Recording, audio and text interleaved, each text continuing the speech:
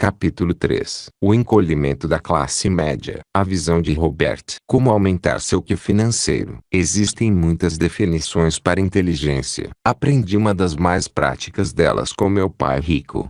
Inteligência é a capacidade de solucionar problemas. Por exemplo, na escola, se você é capaz de resolver problemas matemáticos, é considerado inteligente. Fora da escola, se você é capaz de consertar um carro, as pessoas consideram que você tem inteligência automotiva. Quando se trata de dinheiro, quanto maiores forem os problemas financeiros que você é capaz de resolver, maior será sua inteligência financeira. Hoje nosso mundo enfrenta alguns graves problemas financeiros. Muitos problemas estão interrelacionados, e um gera o outro. Alguns dos mais urgentes são: 1. Desvalorização do dólar. 2. Aumento da longevidade. 3. Aumento dos preços do petróleo. 4. Aumento da distância existente entre os ricos e todas as outras classes sociais. 5. Redução do salário. 6. Exportação de empregos. 7. Falência das previdências sociais. 8. Eliminação das poupanças individuais. 9. Falta de ensino voltado à educação financeira. Eis as perguntas urgentes. 1. O que podemos fazer? 2. Quais são as soluções para esses problemas? 3. Nosso QI financeiro é suficientemente alto para resolver os problemas? 4. Como podemos evitar ser vítimas dessas dificuldades? 5. Como podemos evitar que nossas famílias sejam vítimas desses problemas? Muitos dos atuais problemas financeiros existem porque não os resolvemos assim que surgiram. Em vez de tornar mais alto o QI financeiro da população, nós ensinamos a esperar que o governo resolva seus problemas financeiros pessoais. Essa é a razão pela qual nenhum político se atreve a mexer com a previdência social e com a saúde pública, embora muitos saibam que esses programas estão fadados ao fracasso. Agora posso ouvir alguns de vocês, leitores, dizendo: precisamos cuidar daqueles que não têm condições de se cuidar. E concordo com isso. Nós, como sociedade civilizada, deveríamos cuidar daqueles que não podem cuidar de si mesmos. Contudo, a maioria de nós pode se cuidar, se isso for necessário e se tivermos sido treinados para tal. É hora de aumentar nosso QI financeiro. A mudança demográfica. Devido às ineficazes soluções adotadas no passado para aumentar o QI financeiro, hoje a população está sofrendo uma transformação, conforme mostra o diagrama. Os ricos estão ficando cada vez mais ricos, e os demais estão ficando cada vez mais pobres. Embora muitos indivíduos estejam ganhando mais dinheiro, muitas economias mundiais estão se tornando sociedades compostas de duas classes, os ricos e os pobres, classes ou massas. A edição do The New York Times de 16 de abril de 2006, um domingo, publicou na primeira página um artigo sob o seguinte título: o renascimento do Japão amplia a lacuna econômica. O segundo parágrafo do artigo afirma: um país cuja autoimagem já foi sintetizada no slogan 100 milhões, todos pertencentes a uma sociedade de classe média, hoje capciosa e impiedosamente classifica os indivíduos como vencedores e perdedores, e descreve o Japão como uma sociedade com crescentes disparidades. Em outras palavras, a classe média está desaparecendo. Hoje, no Japão, ou você é rico ou é pobre. Em termos financeiros, um vencedor ou um perdedor. O mesmo está ocorrendo na América, na Europa e em muitos outros lugares do mundo. O preço de um baixo QI financeiro. Em minhas conversas com Donald Trump, concordamos em que não podemos resolver os complexos desafios financeiros de hoje com a inteligência financeira de ontem. Se tentarmos resolver as dificuldades da previdência pública concedendo às pessoas mais direitos a pagamentos e benefícios, estaremos matando a galinha dos ovos de ouro. Falamos, escrevemos e criamos jogos e outros produtos educativos sobre finanças porque queremos que as pessoas enriqueçam e resolvam seus próprios problemas financeiros, em vez de esperar que os outros os resolvam. Ambos pensamos que, se dermos dinheiro às pessoas, apenas tornaremos o problema maior, mais difícil de resolver e mais perigoso. Em termos simples, a América está a caminho de se tornar uma nação culta, composta de pessoas ricas e pessoas pobres. A classe média está se extinguindo. O problema é que ainda há muitas pessoas como meu pai pobre traçam um homem bom, culto, trabalhador que, no entanto, esperava que o governo tomasse conta dele depois da aposentadoria. Existem muitas definições para inteligência. Aprendi uma das mais práticas delas com meu pai rico. Inteligência é a capacidade de resolver problemas. Traço Robert T. Kiyosaki. Na escola dominical, aprendi o seguinte: dê um peixe a alguém e ele terá alimento por um dia. É isso que nós temos feito. Essa é a mentalidade de ter direitos cultivada pela Previdência Social. Ensine alguém a pescar e ele terá alimento para a vida toda. É isso que Donald e eu temos feito. Queremos que os indivíduos aprendam a enriquecer e ensinem outros a fazerem o mesmo. Mas algumas pessoas não querem dar peixe a outras nem ensiná-las a pescar.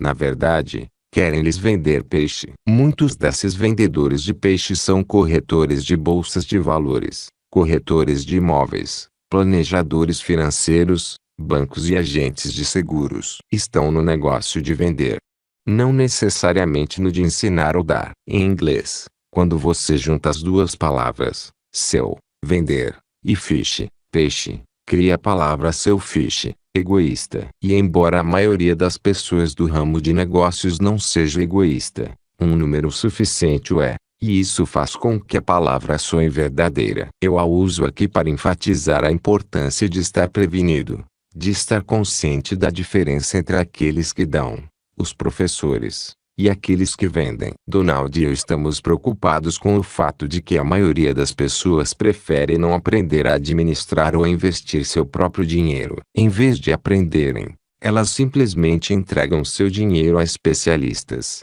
e esperam e rezam para que eles sejam, de fato, especialistas em como ficar rico. Donald Trump diz que os consultores financeiros são vendedores de peixe. O título do pertinente capítulo de estudo: Seja seu próprio consultor financeiro. O capítulo começa assim: muitas pessoas contratam consultores financeiros, mas já vi inúmeros consultores levarem seus clientes à falência. Os atletas, particularmente, ganham muito dinheiro na juventude. Com bastante frequência, um gerente dilapida a fortuna do atleta e, quando ele chega aos 30 anos, tudo que lhe resta são as glórias do passado, e ele é obrigado a trabalhar para sobreviver. Queremos ensiná-lo a pescar. Donald Trump e eu não vendemos peixe. Não vendemos conselhos sobre investimentos nem dizemos às pessoas no que investir. Somos professores. Queremos que você aprenda a enriquecer. Invista seu próprio dinheiro e se torne seu próprio consultor financeiro. Queremos ensiná-lo a pescar seu próprio peixe. O segredo do pai rico. Conforme mencionei antes,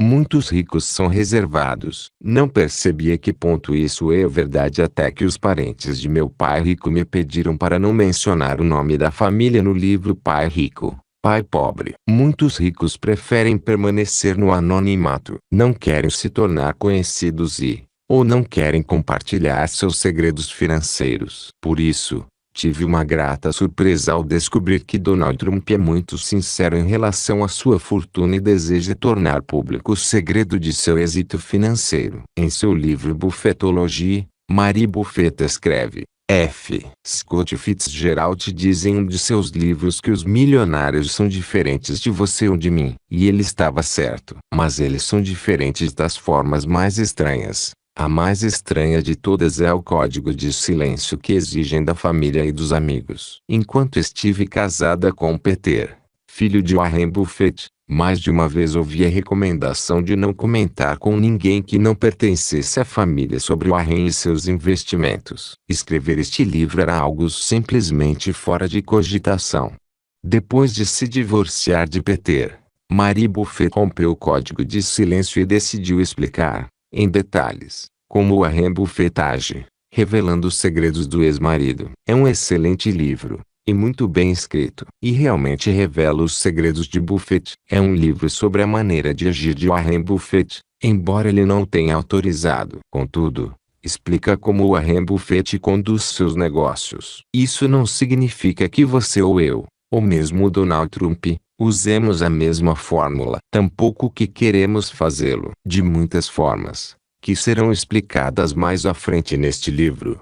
Tanto Donald como eu podemos superar as taxas de retorno do investimento de Warren. Ele talvez seja rico, mas podemos enriquecer mais rapidamente adotando nossos próprios métodos e usando uma quantidade menor de dinheiro. Você precisa descobrir o estilo e o método que lhe sejam mais adequados. Embora seja importante aprender com pessoas como Warren e Donald, também é fundamental encontrar sua própria fórmula. Muitos anos atrás, assisti a um sermão do reverendo Vernon Haase, em Atlanta, que abordava essa questão. Sua mensagem era a de que as pessoas precisam elaborar seus próprios processos para que seja atribuído valor a seus objetivos. E sob a perspectiva inversa, sem um processo não existe um valor a ser atribuído ao objetivo. Por que enriquecer? Queremos estimulá-lo a enriquecer porque a América e muitos outros países estão se transformando em sociedades compostas de duas classes, rica ou pobre. Classes ou massas. Apontamos uma razão para isso. Se você não se decidir a ficar rico, a probabilidade é que fique pobre. Nos países ocidentais, a classe média está sendo extinta, lenta, inexorável e catastroficamente. Se você deseja continuar a pertencer à classe média, talvez deva pensar em morar na China ou na Índia. Em vez de achatarem a classe média, a China e a Índia estão fazendo com que essa classe se expanda. Na América e em outros países ocidentais, contudo, as opções estão se limitando a ser rico ou ser pobre. A classe média está desaparecendo, da mesma forma que as calotas polares, lenta, inexorável e catastroficamente. Entretanto, na China e na Índia a classe média não tem um padrão de vida melhor que muitos norte-americanos pertencentes à classe pobre. Sendo assim, você também poderia decidir enriquecer nos Estados Unidos. A visão de Donald. O encolhimento da classe média. Certa vez, quando Robert e eu conversávamos sobre o encolhimento da classe média, dei-me conta de que algumas coisas podem ser explicadas. É como uma ampulheta, na qual a classe média representa a parte apertada, ou como alguém com uma cintura muito fina. Amanhã ricos classe média pobres. O que acontece quando você vira a ampulheta? Independentemente do movimento que você faça, terá apenas duas opções: os pobres alimentando os ricos ou os ricos alimentando os pobres. Não existe outra escolha. Não gosto dessa visão porque me lembra o velho mundo e seus costumes aristocráticos contra os quais a América se revoltou. Estaremos retrocedendo a esse ponto. Para começar, os colonizadores eram idealistas equivocados. Tenho lido alguns jornais durante minhas viagens, e algumas histórias publicadas no The Wall Street Journal me fizeram pensar sobre riscos. Ontem ouvimos a história de 3 alpinistas que morreram durante a descida do Monte Everest, obviamente vitimados pela exaustão, após terem atingido o objetivo. Hoje temos um artigo sobre o grande cavalo barbário e seu grave acidente. Temos também a tragédia da Volvo Ocean Race, na qual um jovem holandês foi varrido do iate por uma grande onda. O seguir, a tripulação de outro iate precisou abandonar a embarcação durante uma violenta tempestade, e foi resgatada pela embarcação que havia perdido um de seus tripulantes. Todos eram exímios navegadores, e suas habilidades náuticas eram incontestáveis. Não existem garantias, mas estar preparado com certeza é melhor do que ser pego de surpresa. Donald J. Trump. Às vezes as expectativas levam a resultados surpreendentes. Frequentemente existe uma tênue linha entre a vitória e a derrota, e eu me sinto um pouco filosófico ao refletir sobre isso. Às vezes os planos mais bem elaborados malogram devido a eventos incontroláveis, como condições climáticas, incidentes inesperados ou talvez excesso de confiança, se é que isso existe. A filosofia é uma forma de tentar entender coisas e eventos inexplicáveis com os quais nos deparamos no decorrer da vida. Como disse antes, é importante que permaneçamos ilesos. Do contrário, nos tornaremos um alvo. Um pequeno vazamento pode provocar o naufrágio de uma embarcação, ou uma grande onda pode destruí-la, conforme comprovado pelos velejadores da Volvo Race. De uma forma ou de outra, a instabilidade pode criar situações que nos fazem balançar e colocam nosso equilíbrio fora de controle. Se analisarmos a história do mundo, Não faz muito tempo os Estados Unidos conquistaram a posição de superpotência. O maior risco que o país corre agora é não estar preparado para o futuro. Conforme constatamos, não existem garantias, mas, com certeza, estar preparado é melhor do que ser pego de surpresa. Na Batalha de Gallipoli, na Primeira Guerra Mundial, ninguém esperava que 250 mil soldados fossem mortos, ou que as forças aliadas da Inglaterra, Austrália, Nova Zelândia e França fossem rechaçadas e derrotadas pelos turcos. Elas foram pegas de surpresa, pois não sabiam no que estavam se metendo. A China hoje. A globalização é um fato real hoje. Quando Robert descreveu a China e a Índia como economias em desenvolvimento às quais precisamos prestar atenção, eu simplesmente sorri. Uma vez mais nosso modo de pensar coincidia. Muitos acham que serão necessários anos para que a China ou a Índia cheguem perto da posição da América como a maior economia mundial. Mas isso pode ser outro exemplo do pensamento grupal que hoje reina. Tanto Robert como eu já presenciamos o impacto global. Pouco tempo atrás, eu conversava com um amigo que mora na Europa e ele mencionou a grande cobertura da imprensa à China naquele continente, comparada à vigente nos Estados Unidos. É um tópico muito discutido na Europa. Existem dois fatos isolados sobre a China que indicam como esse país está agindo e em que direção está caminhando. 1. A primeira filial da Starbucks foi inaugurada na China 2 anos atrás. Hoje existe um número maior de Starbucks na China do que nos Estados Unidos. 2. Na década de 1970, Xangai tinha apenas um arranha-céu. Hoje tem cerca de 800. Como construtor de arranha-céus e sabendo que existe uma filial da Starbucks no Trump Tower, fico pasmo com essas duas constatações. Esses dois exemplos mostram claramente que a China representa uma grande força. Sua população é tão grande que 1 em cada 5 habitantes de nosso planeta é chinês. O país tem uma economia e uma força de trabalho vibrantes, e já se adaptou muito bem às novas tecnologias. Os chineses são trabalhadores e disciplinados. O que isso quer dizer? Podemos fechar os olhos e ser definitivamente derrotados, ou podemos analisar a China e tomar um posicionamento para que possamos nos beneficiar das mudanças. A Índia hoje, já que meus 2 filhos mais velhos, Dom Jr.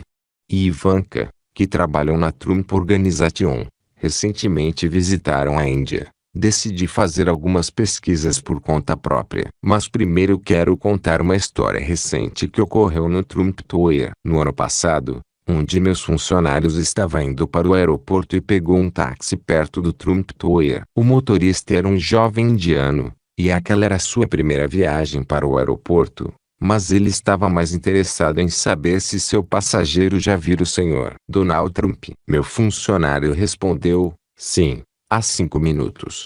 O motorista ficou muito impressionado e perguntou, o senhor viu Donald Trump há 5 minutos? No Trump Tower? Sim, seu escritório fica no prédio e eu trabalho lá. O jovem ficou ainda mais impressionado, e perguntou, o senhor quer dizer que Donald Trump trabalha? Ele não podia acreditar no que acabara de ouvir. E meu funcionário continuou a explicar a realidade de minha vida. O que significa passar longas horas no escritório. E que usamos post-its, lápis, copiadoras e tudo mais que você encontra em um local de trabalho. O motorista continuava impressionado, e decidiu contar certos fatos sobre o seu país durante o trajeto para o aeroporto. Ele resumiu a história da Índia em alguns minutos. Explicou também que em seu país eram falados centenas de idiomas e dialetos, e que o sotaque se modificava a cada 70 quilômetros. Mas, independentemente de você estar em alguma província ou em Punjab, havia 3 palavras que todos conheciam. Foi a vez de meu funcionário ficar curioso e perguntar, quais? O motorista tirou as mãos do volante para ilustrar o que ia dizer e, com grande exultação, disse, você está demitido. Meu funcionário deu uma boa risada e a seguir perguntou gentilmente se ele sabia o caminho para o aeroporto. O motorista respondeu que ele não devia se preocupar, que ele tentaria descobrir. E descobriu, sem nenhum problema. Sem dúvida, ele tinha um ótimo senso de direção. e também uma grande vontade de falar sobre o seu país. Temos alguma ideia sobre a direção em que a Índia está caminhando? Sabemos alguma coisa sobre a Índia? Para começar, eis alguns fatos. A Índia é a maior e mais antiga civilização existente no mundo. Nos últimos 10.000 anos, a Índia nunca invadiu outro país. A Índia é a maior democracia do mundo. A Índia é um dos poucos países do mundo que conquistou a independência sem violência. A arte da navegação nasceu no rio Sindh, há 6.000 anos. Talvez essa fosse a terra natal daquele jovem motorista. Todas as línguas europeias derivam do sânscrito. A Índia era o país mais rico do mundo até o século XVII. Quando foi invadida pelos britânicos, o xadrez foi inventado na Índia. A Índia inventou o sistema numérico. Albert Einstein declarou: devemos muito aos indianos, que nos ensinaram a contar. Sem isso, nenhuma descoberta científica teria sido feita. A álgebra, a trigonometria e o sistema de cálculos originaram-se na Índia. O valor de π foi calculado pela primeira vez pelo matemático Budayana. Foi ele também quem explicou o conceito do que hoje é conhecido como o Teorema de Pitágoras. Budayana o descobriu no século V, muito antes dos matemáticos europeus. A Índia é a maior nação de língua inglesa do mundo. Quero mostrar que vale a pena prestar atenção na Índia e aprender alguma coisa sobre esse país. Além do mais, 38% dos médicos nos Estados Unidos são de ascendência indiana, e 12% dos cientistas também. Os indianos representam o mais rico de todos os grupos étnicos dos Estados Unidos e do mundo. Os indianos dão muito valor à educação, e muitos dirigem grandes corporações norte-americanas e mundiais. A Índia tornou-se uma grande potência econômica por conta própria e, mais uma vez repito que merece nossa atenção, não apenas como alvo turístico ou como parte da história. A Índia é importante para nosso futuro e, como cidadãos cônscios do mundo como um todo, precisamos despender um pouco de tempo aprendendo sobre esse fascinante e dinâmico país. Definitivamente, o mundo enfrenta uma concorrência bastante viável, em particular por parte da China e da Índia. E isso é bom. Sempre acreditei que a concorrência pode se livrar da fatuidade. E muito rapidamente. Mark Twain disse: não fique repetindo que o mundo lhe deve uma vida decente. O mundo não lhe deve nada. Ele chegou primeiro. Isso se aplica a uma série de coisas. Façamos uma análise. Como você pode tirar vantagem dessas informações? Os ricos identificam as oportunidades, enquanto os pobres não querem vê-las e fingem que nada está acontecendo. Você consegue identificar as oportunidades que poderão surgir dessas mudanças econômicas.